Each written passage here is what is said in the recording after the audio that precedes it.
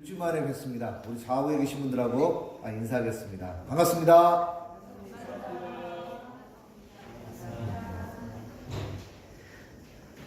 일주일 만에 봐서 그런가 막 얼굴에서 광채가 나시는 것 같아요. 예.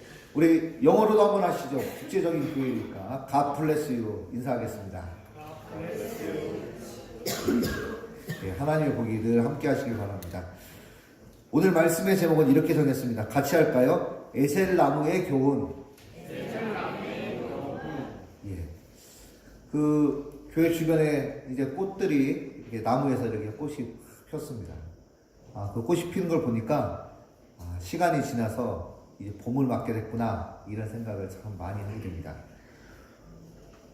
저는 성경을 읽으면서 전에는 어떤 사람이 보였고 또 어떤 사건이 보였는데 최근에는 하나님께서 사람과 사건을 통해서만 일하시는 것이 아니었고 거기에 등장했었던 우리가 흔히 말하는 미물이라고 하는 동물을 통해서도 또 풀 한 포기, 꽃, 나무를 통해서도 하나님께서 교훈하신다는 것을 깨닫게 되었습니다.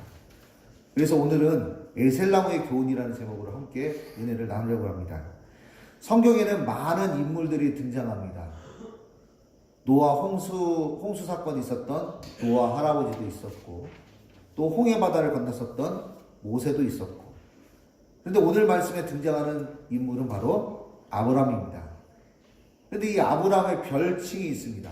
별명이 있죠. 우리는 아브람을 부를 때 아브라함이라고만 부르지 않고 꼭 앞에 이것을 붙여서 부릅니다. 무엇일까요? 믿음의 조상이다. 그러니까 믿음의 조상이라는 말을 어렵게 얘기하면 막 한도 끝도 없이 어렵지만 하나님을 믿는다고 하는 거, 하나님을 어떻게 믿어야 되냐? 아브라함처럼 믿으면 잘 믿어. 아브라함처럼 잘 믿으면 복 받고 아브라함처럼 믿으면 천국에 가. 그거예요. 그러니까 믿음의 조상이에요. 바로 이 아브라함은 신앙이 무엇인가를 우리에게 보여주는 아주 대표적인 샘플 정도가 아니라 모델이라는 겁니다. 그런데 이 믿음의 조상 아브라함을 연구하다 보면 하나님을 믿는다는 것이 무엇인가를 우리에게 깊이 깨닫게 하는 그런 교훈이 숨어 있습니다. 오늘 말씀에는 우리가 익숙하지 않은 어떤 지명이 나오는데 입장 바꿔놓고서 생각해 보십시오. 오늘 말씀에 보면 지명이 나오는데 부엘세바예요.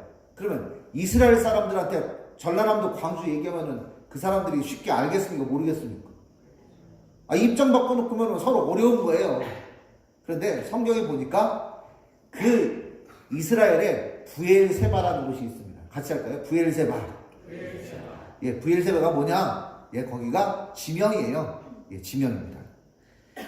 근데 오늘 말씀의 내용은 한마디로 뭐냐? 아브라함이, 이 믿음의 조상 아브라함이, 하나님을 믿는 믿음을 가진 이 아브라함이 뭘 했냐? 부엘세바에서 에셀 나무를 심었다. 나무 심는 걸 좋아하나? 혹시 식목일이었을까? 아니에요. 여기에는 특별히 의미가 있고 교훈이 있기 때문에 성경에 기록을 한 겁니다. 우리가 대한민국을 말할 때 어디서 어디까지 이런 표현을 씁니다. 대한민국을 얘기를 할 때 어디에서 어디까지. 예. 여러분들 확실히 대한민국 사람이네요. 한라에서 백두까지. 저는 이제 보통 백두에서 한라까지 이렇게 들었었는데, 그렇죠. 대한민국을 얘기를 할 때는 보통 백두에서 한라까지 이렇게 얘기합니다. 그러면 이스라엘, 저 멀리 있는 이스라엘도 어디서부터 어디까지, 우리로 말하면 백두에서 한라까지 이런 표현이 있을까요, 없을까요? 있으니까 얘기를 했죠. 그게 바로 뭐냐면 거기는 같이 합니다. 단에서부터 부엘세바까지. 시작. 단에서부터 부엘세바까지. 한 번 더 하겠습니다. 단에서부터 부엘세바까지. 예, 이 단도 지명이고 부엘세바도 지명이에요. 그러니까 이 단은 이스라엘 북쪽의 최북단이에요. 단. 거기는 뭐 엄청 높은 산이 있어요. 백두산보다 더 높은 산. 막 만년설이 막 해가지고 물이 막 철철 흘러요. 그리고 제일 밑에는 어디냐? 부엘세바예요. 그리고 부엘세바 밑으로는 뭐냐면 사막입니다. 광야예요. 그래서 단에서부터 부엘세바까지라고 얘기합니다.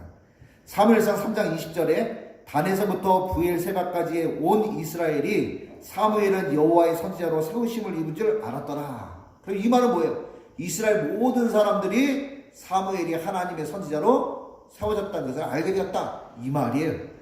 열왕기상 5장 25절에 솔로몬이 사는 동안에 유다와 이스라엘이 단에서부터 부엘세바에 이르기까지 각기 포도나무 아래와 무화과 나무 아래에서 평안히 살았더라. 그러니까 온 나라가 평안하게 살았다고 하는 표현이 바로 뭐냐면 포도나무 아래, 무화과 나무 아래에서 살았다는 거예요. 그렇다면 오늘 말씀이 우리에게 주는 신앙적인 교훈이 무엇인가를 간략하게 살펴보겠습니다. 첫 번째, 이 에셀나무는 같이 합니다. 쉼과 안식을 상징합니다. 시작. 쉼과 안식을 상징합니다. 예. 이스라엘 최고 남단 부엘세바는 말 그대로 광야 사막입니다.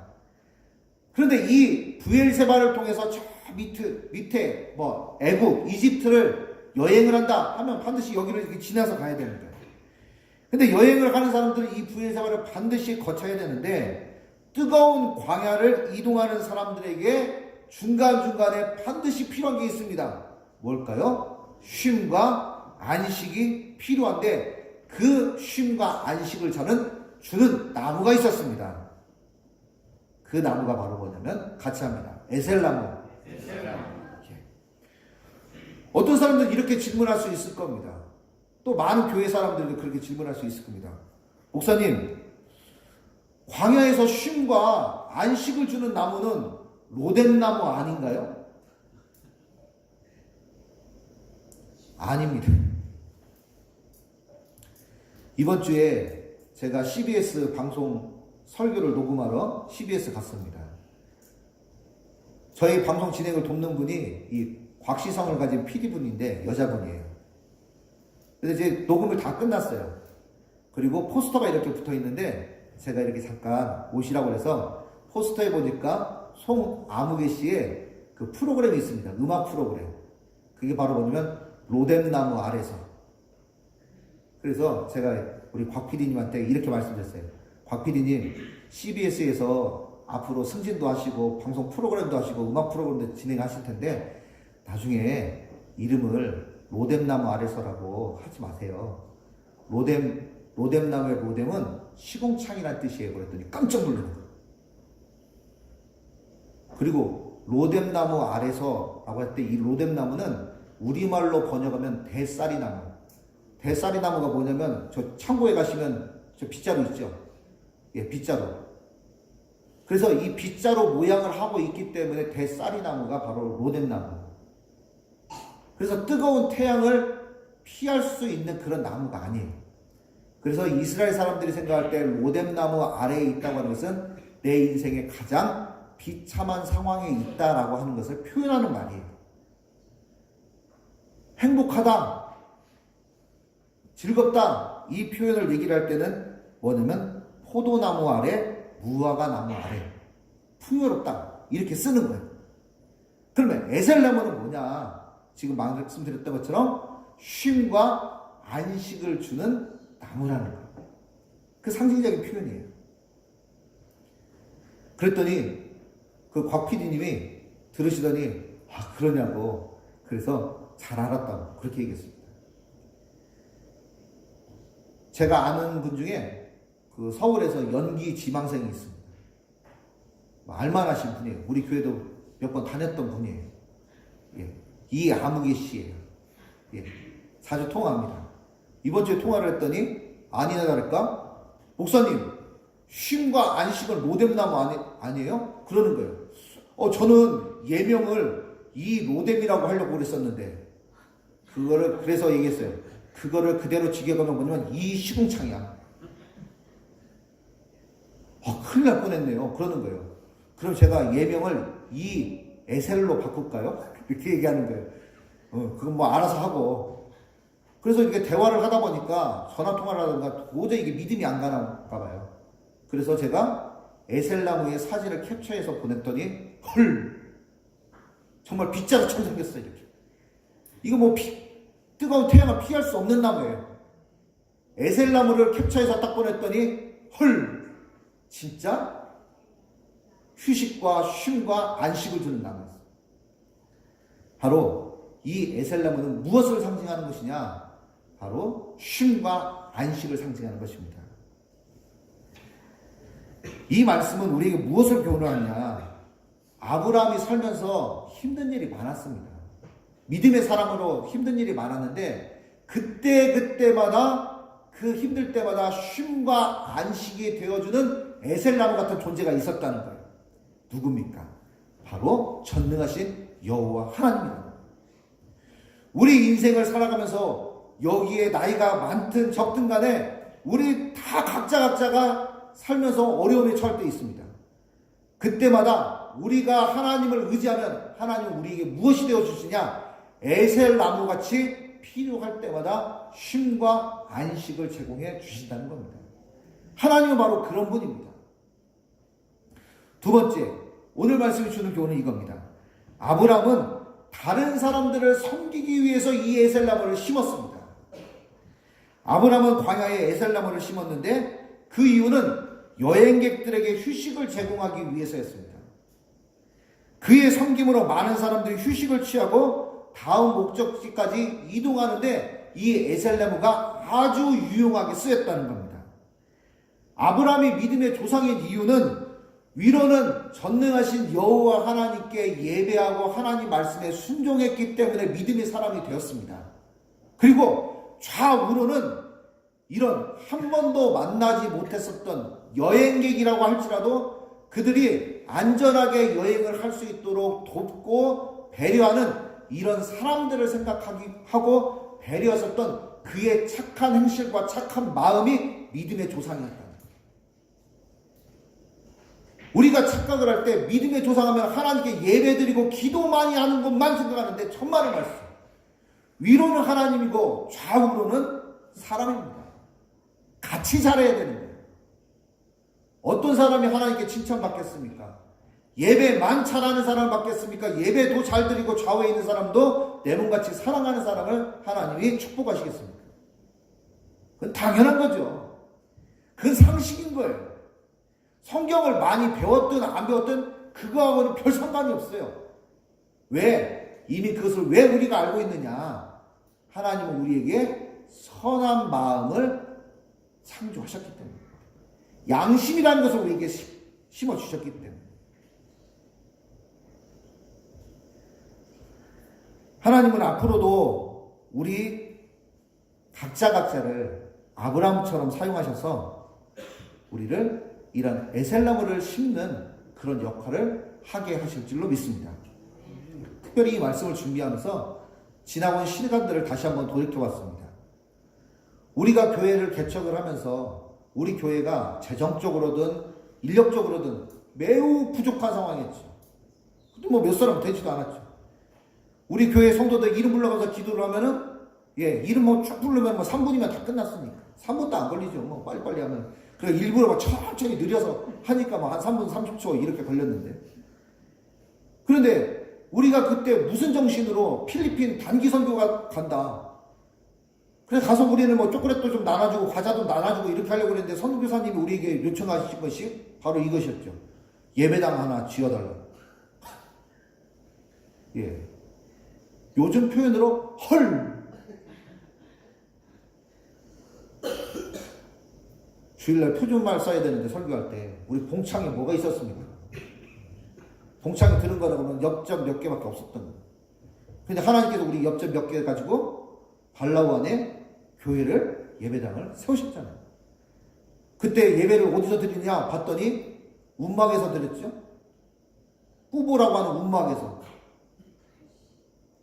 거기서 비 피하면서 예배를 드렸는데 지금은 비를 피하는 정도가 아니라 거기서 예배를 드리고 거기에 미자 전도사님을 통해서 그 가족들이, 그리고 그 쌀이쌀이의 그 주인들도 이제 가족들이 주일날 장사를 안 하고 예배를 나오고, 거기 어릴 때부터 교회를 다녔던 그 친구들이 다시 교회를 나오기 시작을 하고, 거기에 우리가 에셀나무를 하나 심고 온 거예요. 우리는 그렇게 될 거라고 기대도 안 했는데, 하나님은 우리를 통해서 제2, 제3의 에셀나무를 꼭 예배당 건축만을 얘기를 하는 것이 아니라 우리의 선한 행실을 통해서 에셀나무가 곳곳에서 세워질 줄 믿습니다. 마지막 세 번째, 아브라함은 에셀나무 아래에서 복음을 전파했습니다. 오늘 본문 말씀에 아브라함은 브엘세바에 에셀나무를 심고 거기서 영원하신 여호와의 이름을 불렀으며, 아브라함은 브엘세바 광야를 지나가는 여행객들에게 쉼과 안식을 제공하고 또 그가 음식을 제공하면서 그들이 여행을 갈 수 있도록 사람들을 잘 섬겼습니다. 그러면서 그가 거기서 한 일은 바로 뭐냐? 영원하신 여호와 하나님을 불렀다. 그 말은 뭐냐? 영원하신 여호와 하나님을 전파했다는 겁니다. 그 가나안 땅에 각 부족마다 신들이 너무 많았습니다. 그런데 그런 신들하고는 비교도 안 되는, 그런 잡신들하고는 비교가 안 되는 전능하신 여호와 하나님이 계시다라고 하는 것을 얘기를 하는데, 제1강 하나님이란 누구신가? 하나님은 사랑 많으신 분. 이런 강의 안 했다는 거예요. 아브라함이 뭔 얘기했겠습니까? 거기 있으면서 그 사람들과 대화할 때 제 고향은 원래는 이곳이 아니라 갈대아 우르였는데 여호와 하나님께서 나타나셔서 저를 부르셔서 하늘의 별과 같이 바다의 모래같이 이렇게 자손들을 번창케 하신다고 하셨습니다. 하나님은 이런 분입니다 라고 그가 간증했습니다. 저에게는 조카가 있습니다. 조카가 저 소돔에 살고 있었는데, 근데 난처한 일을 당했는데 하나님께서 그를 안전하게 구출하도록 도와주셨습니다. 저에게는 자녀가 없었습니다. 그런데 이렇게 나이가 많은 우리에게 놀랍게도 하나님께서 자녀를 허락해 주셨습니다. 이런 이야기들을, 자기에게 주신 그 은혜를 술술술술 얘기를 했다는 거예요. 이것을 두 글자로 뭐라고 얘기를 하냐? 간증이라고 얘기하죠. 그러니까 복음이란 건 뭐냐? 우리가 배워서 외운 것도 복음이 아닌 건 아닙니다. 그런데 안 외워지는 사람은 안 되는 거예요. 그러면 안 외워도 되는 건 뭡니까? 내 몸에, 내 마음에, 내 머리에, 내 삶 가운데 새기신 하나님의 그 역사하심을 나누면 되는 거예요. 믿으면 그 사람이 좋고 안 믿으면 마른 거고. 바로 아브라함은 이곳에서 하나님의 복음을 전했습니다. 우리가 왜 이런 에셀나무 같이 이런 일들을 해야 될까요? 그것은 하나님의 복음을 전해서 다른 사람들의 인생 가운데 하나님을 통해 생명을 얻고 풍요로운 삶을 살 수 있도록 우리가 영적으로 돕기 위함입니다. 말씀을 정리하겠습니다. 에셀나무의 교훈은 쉼과 안식을 주시는 하나님을 깨닫게 하며 또 다른 사람을 섬기기 위해 우리의 에셀나무를 심어야 된다는 것을 교훈합니다.